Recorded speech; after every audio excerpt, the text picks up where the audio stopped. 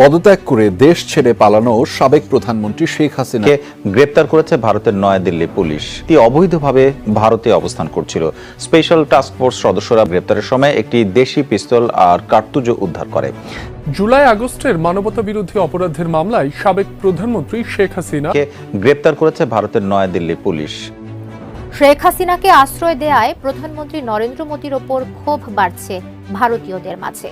তীব্র সমালোচনা করছেন বিরোধী দলীয় রাজনীতিবিদরাও। অনেকে প্রশ্ন তুলছেন, ভারতের কাছে বাংলাদেশের প্রাধান্য বেশি নাকি ব্যক্তি শেখ হাসিনার? প্রতিবেশী বাংলাদেশের সঙ্গে, যাদের সঙ্গে আমার ঐতিহাসিক সম্পর্ক, সেই বাংলাদেশ আমার কাছে প্রিয় না, হাসিনা প্রিয় হয়ে গেল, এটা মোদির মতো মানুষের পক্ষেই সম্ভব। আমার ট্যাক্সের টাকায়, আপনার ট্যাক্সের টাকায় অন্য একজন দেশের বিতাড়িত প্রত্যাখ্যাত এক মহিলা প্রধানমন্ত্রী ছিলেন, তিনি, তার ভরণ পোষণ ইত্যাদি কেন চলবে? যদি ভারত থেকে অবৈধ বাংলাদেশি অনুপ্রবেশকারীদের বিতাড়িত করতে চায়, তাহলে শেখ হাসিনাকে দিয়েই সে কাজ শুরু করা উচিত।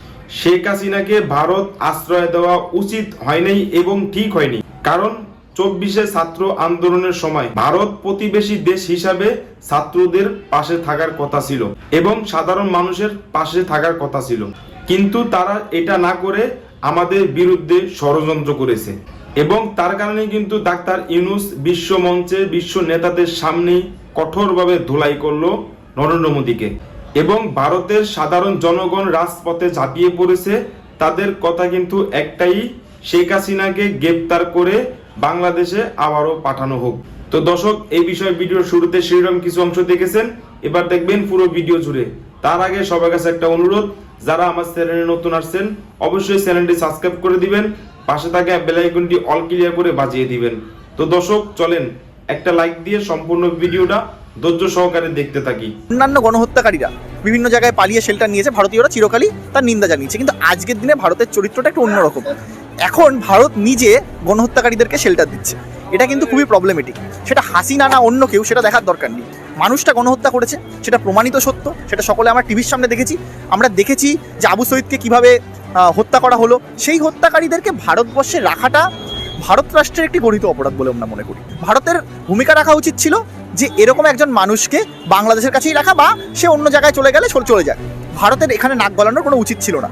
আজকের দিনে দাঁড়িয়ে যদি বাংলাদেশ তাকে প্রত্যর্পণ করতে চায়, তার মধ্যে কোনো ভুল নেই, কিন্তু ভারতবর্ষ, এটা বাস্তবিক পরিস্থিতি যে ভারতবর্ষ তাকে প্রত্যর্পণ করবে না, কারণ তার চরমতম শাস্তি হতে পারে সেটা ধারণা করে। একটা জিনিস উল্লেখ করা প্রয়োজন, 2013 সালে এই হাসিনা ভারত ও বাংলাদেশের মধ্যে একটা প্রত্যর্পণ চুক্তিকে স্বাক্ষর করেছিল।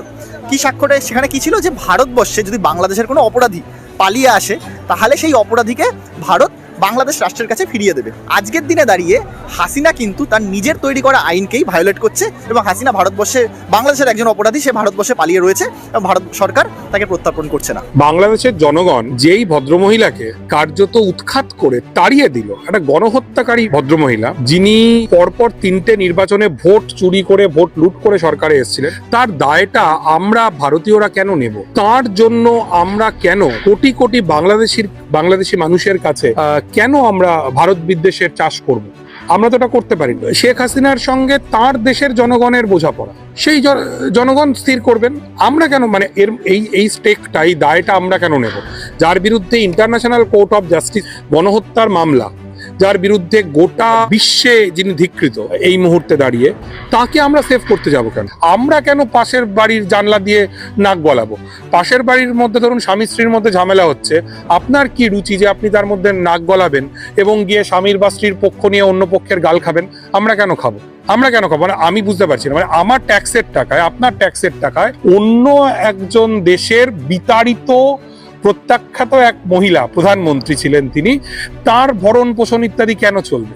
এর কারণটা কি? তো যদি আমাদের দেশের সরকার বা আমাদের রাষ্ট্র মনে করে যে শেখ হাসিনা তার পুরাতন ভৃত্য, দীর্ঘদিনের বিশ্বস্ত কর্মচারী, এবং এখন মালিকের কর্তব্য যখন ভৃত্য বিপাকে পড়েছে তখন তাকে নিরাপত্তা দেওয়ার, আমি মনে করি সেইটা আমার দেশের জন্য এটা ভালো সিদ্ধান্ত নয়। শেখ হাসিনার যা হবে বা হবে না সেটা বাংলাদেশের জনগণ বুঝবেন। এই পৃথিবীর কোনো দেশ এই ভদ্রমহিলাকে কোনো ঠাঁই দিচ্ছেন না। ওর পরিবারের মানুষ তো লন্ডনের এমপি, লন্ডনের 4জন বাঙালি এমপির মধ্যে একজন তো এই টিউলিপ সিদ্দিকী। সেই ইউকে সরকার সে পর্যন্ত এই ভদ্রমহিলাকে আশ্রয় দিচ্ছে না, তাহলে আমাদের কি দায় পড়েছে যে শেখ হাসিনাকে আমরা এখানে আশ্রয় দেব এবং মানুষের গালমন্দের শিকার হব?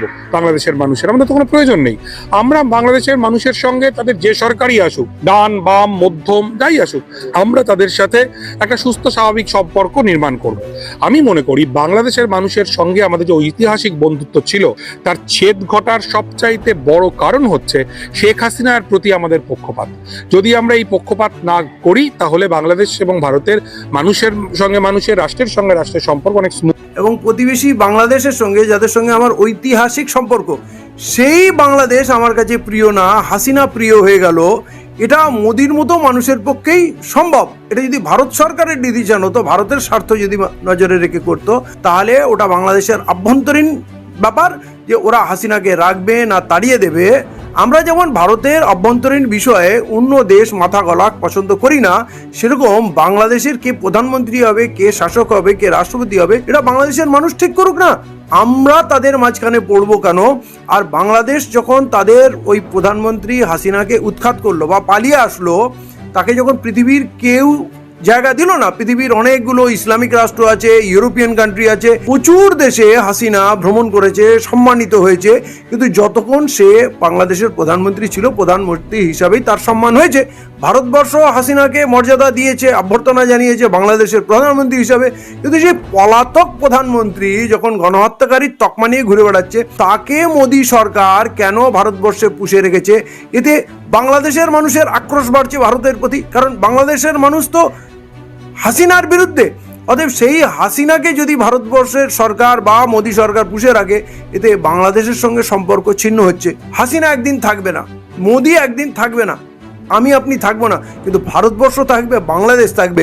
এবং বাংলাদেশের সঙ্গে যে আমাদের ঐতিহাসিক সম্পর্ক এবং আদান প্রদান, কৃষ্টি কালচার এবং স্ট্র্যাটেজিক আমাদের বন্ধু, আমি সামরিক দৃষ্টিভঙ্গি থেকে বলছি, অর্থনৈতিক দৃষ্টি থেকে বলছি, সেই সব জলাঞ্জলি দিয়ে হাসিনার কাছ থেকে ভারতবর্ষ কি পাবে, কেন তাকে পুষে রেখেছে, আমার মাথায় ঢুকছে না। হাসিনা আজকের দিনে জঞ্জাল ছাড়া কিছু না, বরঞ্চ ক্ষতি। বাংলাদেশের সঙ্গে সম্পর্ক খারাপ হচ্ছে, ব্যবসায়িক লেনদেন আমাদের ক্ষতি হচ্ছে, ব্যবসা অনেক কমে গেছে, বাংলাদেশিদের আসার ক্ষেত্রে ভারতবর্ষ অনেক রেস্ট্রিকশন দিয়েছে, তাদের ভারতবর্ষের অনেক, বিশেষ করে পশ্চিমবঙ্গের ব্যবসা বিশালভাবে মার খাচ্ছে। মানে ক্ষতি ছাড়া কিচ্ছু লাভ নেই।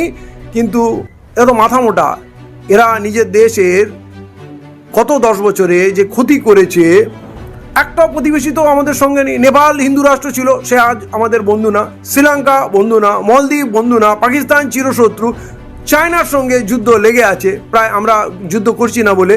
তো হাসিনা জোর করে বহুদিন ক্ষমতায় বসেছিল, ভোট করতে দেয়নি, এবং সেই ব্যবস্থাপনায় ভারতবর্ষের সরকারের একটা বড় ভূমিকা ছিল, তাকে সাহায্য করেছে, সমর্থন করেছে।